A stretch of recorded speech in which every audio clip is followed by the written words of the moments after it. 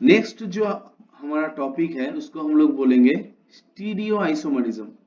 Stereo isomerism.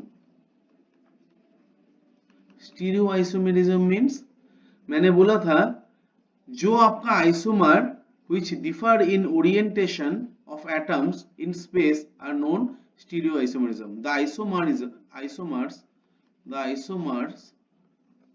which differ only in the orientation of atoms or groups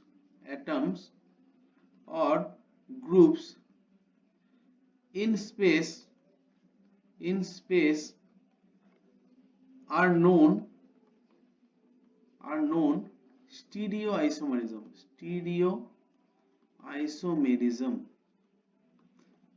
ठीक है। हम लोग देखते हैं कि stereo isomerism generally two kinds of होता है। एक है आपका जियोमेट्रिकल आइसोमरिज्म,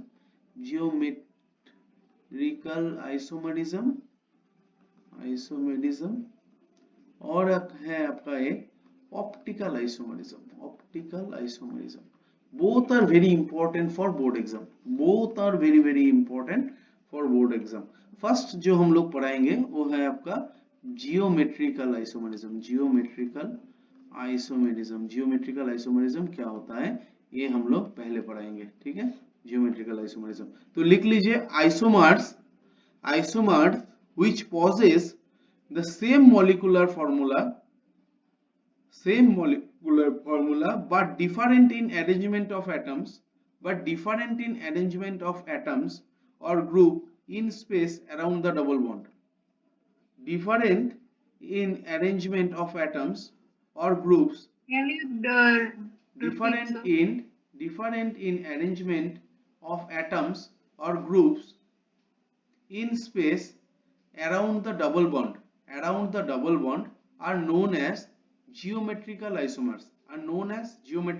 Suppose मैं ऐसे लिखता हूँ C double bond C in arrangement, difference in arrangement of atoms or groups in space around the double bond. अब देखिए यहाँ पर आपका ये डबल बॉन्ड है, और डबल बॉन्ड के साथ मैं जानता हूँ कार्बन के साथ 4 हाथ होता है। देखिए इस कार्बन का हाइब्रिडेशन है sp2, ये इस कार्बन का भी हाइब्रिडेशन है sp2। तो हम लोग बोल सकते हैं कि ये कार्बन के साथ आपका तीन sigma bond plus 1 pi bond है, क्योंकि यहाँ पर आपका टोटल कार्बन के साथ 4 बॉन्ड हो सकते हैं, 4 बॉन्ड हो सकते हैं, और 4 बॉन्ड्स में 3 सिग्मा बॉन्ड आपका हो सकता है और आपका एक पाई बॉन्ड हो सकता है, क्योंकि this compound is unsaturated compound. ठीक है। अब देखिए कि यहाँ पर अगर हम लोग देखेंगे तो हम लोग देख सकते हैं कि इस कार्बन के साथ हम लोग x एंड y ऐसे हम लोग देख सकते हैं। तो यहाँ पर अगर आपका this x and y are, if x and y are different groups, तो हम लोग ऐसे लिख सकते हैं। देखिए कार्बन यहाँ पर आपका ऐसे अगर COOH है, यहाँ पर आपका H है, यहाँ पर आपका COOH है, यहाँ पर आपका H है, this is called your malic acid. अब देखिए मेलिक एसिड में क्या होता है, ये दो COOH ग्रुप जो है ये आपका सेम साइड है, डबल बॉन्ड का सेम साइड में है। देखिए same side, both are in same side, that's why it is called cis form। तो cis form किसको बोलेंगे, when similar groups are in same side, when similar group in same side, तो उसको हम लोग क्या बोलेंगे, cis form। अब देखिए इसका ही और एक फॉर्म है जहां पर आपका C डबल बॉन्ड C, यहाँ पर आपका COOH है, यहाँ पर आपका COOH है, और यहाँ पर आपका H है, यहाँ पर आपका H है। This is called your fumaric acid.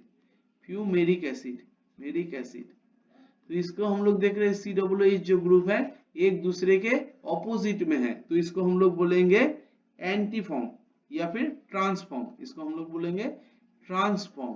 तो जब आपका सिमिलर ग्रुप सेम साइड में होता है डबल बॉन्ड का, उसको हम लोग बोलते हैं सिस फॉर्म।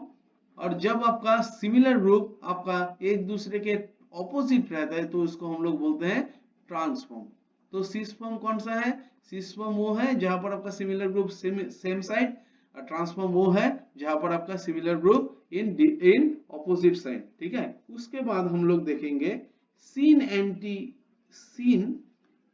Anti nomenclature. ये आपका कैसे होता है? देखिए, ये आपका सी, यहाँ पर आपका एन, ये आपका जनरली दिखा जाता है ऑक्सिम में OH, यहाँ पर आपका CH3, ये आपका H। अब देखिए ये जो आपका क्या है, ये आपका लोन पेयर और ये आपका methyl group, this are in same side, तो इसको हम लोग बोलेंगे सिन, दिस इज योर सिन।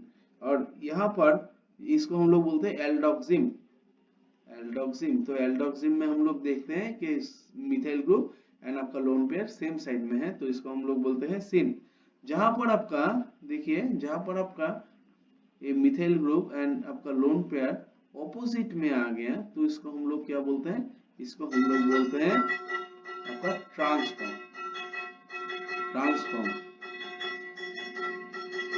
ठीक है, और एक एग्जांपल देता हूं, सिमिलर काइंड ऑफ। इसका स्क्रीनशॉट ले लीजिए, तुरंत। ठीक है, अब देखिए और एक एग्जांपल अगर देते हैं तो ऐसा है, यहाँ पर आपका C6H5 है, C6H5, this is your C6H5। यहाँ पर आपका एक लोन पेयर है, यहाँ पर एक लोन पेयर है। देखिए यहाँ पर भी same groups are in same side, that's why it is called syn orientation. और यहाँ पर आप देखेंगे same groups are opposite to each other, तो इसको हम लोग क्या बोलेंगे? Anti position. इजी। तो सीन किसको बोलना है? जहां पर आपका same group in same side. और एंटी किसको बोलेंगे? के same groups are in different side. ठीक है, क्वेश्चन नंबर थर्ड एग्जांपल, अगर आपके पास ऐसा भी है, दिस साइक्लोहेक्सेन, यहाँ पर आपका OH, यहाँ पर आपका OH, दिस प्लेन मीन्स अब देखिए ये जो आपका, आप मुझे देख पा रहे हैं अक्षिता? Yes, sir. अब देखिए कि यहाँ पर आपका क्या है, यहाँ पर आपका साइक्लोहेक्सेन ऐसा है, आपको मैं दिखा रहा हूँ। आप अगर इमेजिन कीजिए, सपोज आपके पास ये मोबाइल है, this is your cyclohexane, okay, and this means above the plane means this is plane, this is above the plane, like that। ठीक है, ये आपका ऐसा है, और ये भी OH आपका ऐसा है। above the plane means this is plane, this is your plane, this is above the plane। और dotted means below the plane, like that। okay, if this is your plane, this is your above the plane, this is your below the plane। अब देखिए यहाँ पर अगर OH above the plane है तो हम लोग बोल सकते हैं H आपका below the plane है, H आपका below the plane है, yes or no? And above the plane को हम लोग, this is your above the plane, और इसको हम लोग क्या बोलेंगे? below the plane। ठीक है, अब देखिए below the plane ऐसे नीचे है, और above the plane ऐसे ऊपर है। ठीक है, तो above the plane अगर होगा तो देखिए सेम ग्रुप, यहाँ पर एक OH है, यहाँ पर एक OH है, तो same group in same side, तो इसको हम लोग बोलेंगे, इसको भी हम लोग बोलेंगे सीन या फिर सीस। और जहां पर आपका ये OH एक अगर आपका ऊपर है, OH एक आपका अगर नीचे है OH, तो अब देखिए ये आपका एक OH है, ये आपका एक OH है, तो both are opposite to each other, that's why it is called आपका क्या? सीस। इसको हम लोग बोलेंगे ट्रांस। ठीक है, समझ में आया? जब आपका दो ग्रुप आपका प्लेन में सेम साइड में है तो उसको हम लोग क्या बोलेंगे? सीस। जहां पर आपका दो groups are opposite to each other है तो इसको हम लोग बोलेंगे ट्रांस। ठीक है, अब देखिए ये सब का कैसा इफेक्ट आपका पड़ता है वो आपका देख लीजिए। पहले अगर हम लोग डाइपोल मोमेंट की बात करेंगे, डाइपोल मोमेंट, डाइपोल मोमेंट, तो हम लोग देखेंगे dipole moment of cis and trans are very very different. कैसे, आप लोग देख लीजिए। अगर हम लोग दो आइसोमर लेते हैं, सपोज ऐसा ऐसा एक एग्जांपल ले लेते हैं, 1,2 डाइक्लोरो इथिलीन, 1,2 डाइक्लोरो इथिलीन, इसका अगर हम लोग डाइपोल मोमेंट देखेंगे 1.84 डी वाई होगा। अगर हम लोग देखेंगे इसका सी सी यहाँ पर आपका क्लोरो क्लोरो, देखिए same group in opposite side, तो इसको हम लोग बोलेंगे सीस, इसको हम लोग बोलेंगे ट्रांस डाइक्लोरो इथेलिन। तो यहाँ पर हम लोग क्या देखेंगे, ट्रांस आइसोमर में यहाँ पर सीज आइसोमर जो है, सीज आइसोमर जो है, हम लोग देख रहे हैं कि दो Cl groups are in same side, तो यहाँ पर एक डाइपोल एक बॉन्ड मोमेंट क्रिएट होगा, यहाँ पर एक बॉन्ड मोमेंट क्रिएट होगा, तो नेट मोमेंट आपका इस डायरेक्शन में होगा, तो नेट मोमेंट आपका होगा mu is equal to 1.8 dy। तो that means this compound is polar in nature because dipole moment not equal to 0। मगर यहाँ पर अगर हम लोग देखेंगे, यहाँ पर एक मोमेंट इस तरफ काम कर रहा है, यहाँ पर बॉन्ड मोमेंट एक इस तरफ काम कर रहा है, बोथ बॉन्ड मोमेंट्स आपका equal and opposite to each other, moments are equal and opposite to each other, right, opposite to each other. तो हम लोग क्या बोलेंगे, एक दूसरे को कैंसिल आउट करता है, तो म्यू इज इक्वल टू 0, तो that compound is non polar in nature. तो आपने देखा है कि अगर ओरिएंटेशन थोड़ा बहुत भी, बोथ आर आइसोमर्स, देखिए बोथ आर आइसोमर्स, मगर हम लोग क्या देख रहे हैं कि ये आइसोमर में भी अगर आपका सीज आइसोमर है, तो सीज आइसोमर में आपका क्या होगा, सीज आइसोमर में हम लोग देख रहे हैं कि both chlorine atoms are in same direction, तो रिजल्टेंट आपका एक मोमेंट है, that's why this compound is polar. But यहाँ पर आपका both bond moments are equal but opposite in nature, therefore cancel out each other, mu is equal to 0, that means this compound trans isomer is non polar in nature। समझ में आया?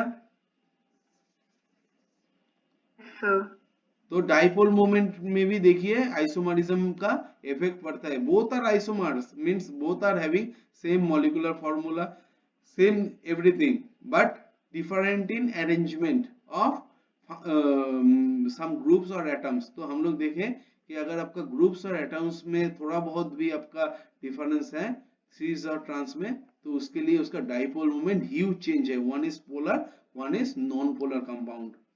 ठीक है, next जो point हम लोग discuss कराएंगे उसको वो है आपका मेल्टिंग पॉइंट। मेल्टिंग पॉइंट में भी आपका क्या, आपका स्टीरियो आइसोमरिज्म का इफेक्ट है। कैसे इफेक्ट है आप देखिए, मेल्टिंग पॉइंट, सपोज मैं एक कंपाउंड लिया हूं ट्रांस आइसोमर, तो ट्रांस आइसोमर में हम लोग क्या देखते हैं, देखिए सपोज ये एग्जांपल ले लेते हैं, Cl टू कंपाउंड्स आर, देखिए two groups are similar groups are opposite to each other, तो इसलिए हम लोग इसको ट्रांस बोलेंगे।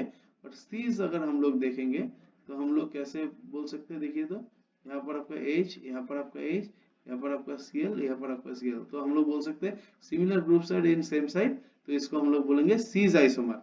अब देखिए कि यहाँ पर trans isomers are more stable, क्यों, क्योंकि हम लोग देख रहे हैं कि these groups are opposite to each other, that means minimum steric hindrance,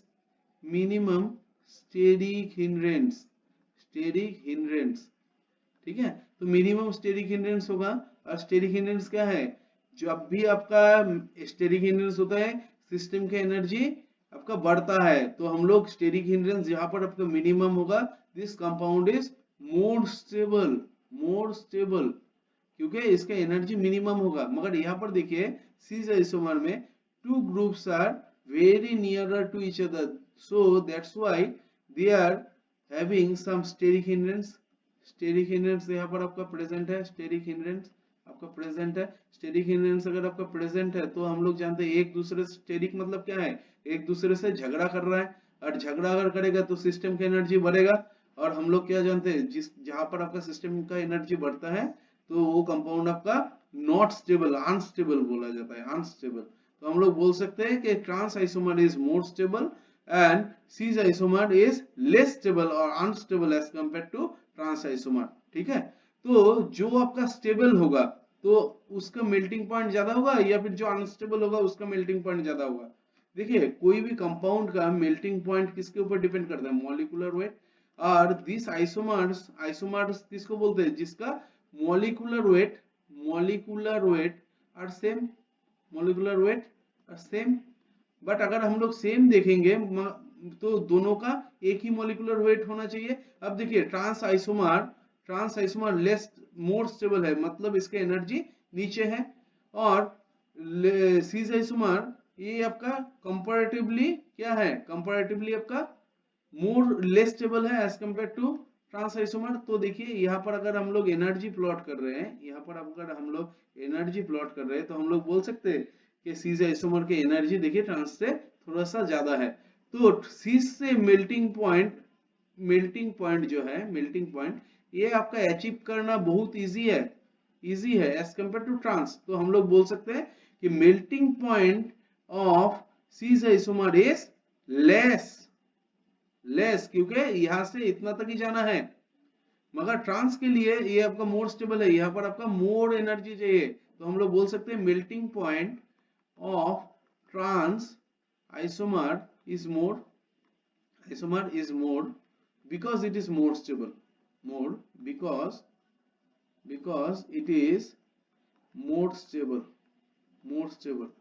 और सीज आइसोमर हम लोग बोलेंगे क्योंकि ड्यू टू स्टेरिक इसका एनर्जी पहले से ही थोड़ा सा ज्यादा है। तो ये आपका मेल्टिंग पॉइंट का जो एनर्जी है वो अचीव करना क्या थोड़ा सा इजियर होगा। तो हम लोग बोलेंगे सीज आइसोमर के लिए, फॉर सीज आइसोमर आपका melting point is less because it is comparatively less stable than trans isomer, ठीक है। हाँ। एक स्क्रीनशॉट ले लीजिए। थर्ड जो पॉइंट है उसको हम लोग बोलेंगे कि डिहाइड्रेशन। सपोज डिहाइड्रेशन, अगर आपको ऐसे भी पूछ सकते हैं व्हिच आइसोमर इज डिहाइड्रेटेड मोर। अगर आपका एक एग्जांपल ले लिया है, suppose this is your COOH in same side. देखिए तो इसको हम लोग क्या बोलेंगे, इसको हम लोग बोलेंगे cis isomer because similar group in same side. तो इसको हम लोग बोलेंगे सीज आइसोमर। ये एसिड को हम लोग बोलते हैं मेलेइक एसिड।